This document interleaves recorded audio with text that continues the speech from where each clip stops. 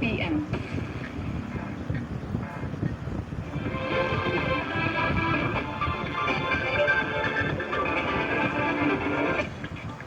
السلام علیکم دا سونه اف ام رادیو نتورک کې د دغه نیوز بلټن سره زه یم محمد سلیمان وړاندې کوم اول د سونه مهم خبرونه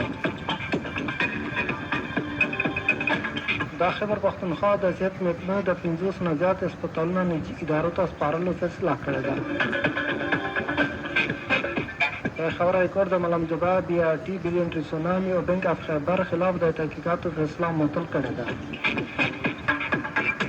یو ټیچر اسوسییشن خبر پښتونخوا د خپل حقوقو لپاره سبا د جولای په 19 نیټه باندې ګاله کې د احتجاج قبول اعلان کړی دی او بال کرکټ ټیسټ په درېمه ورځ د لوبو تر ختمېدو باندې سریلانکا په خپل دویم اننګز کې د نن لوبغاړو پر ځان 390 رنونه جوړ کړي دي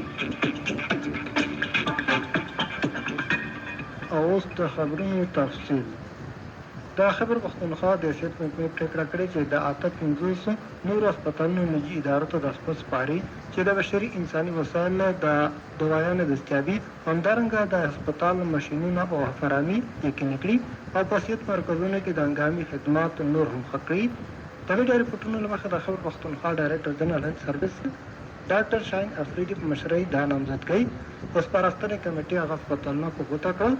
چې په آوټسورس کېږي کمیټې د یونیورسل هیلث کوریج اهداف لاندې ډیسټریکټ هیلث انفارمیشن سیستم او انډیپینډنٹ مانیټرینګ یونټ شمیرو باندې ورکړی دي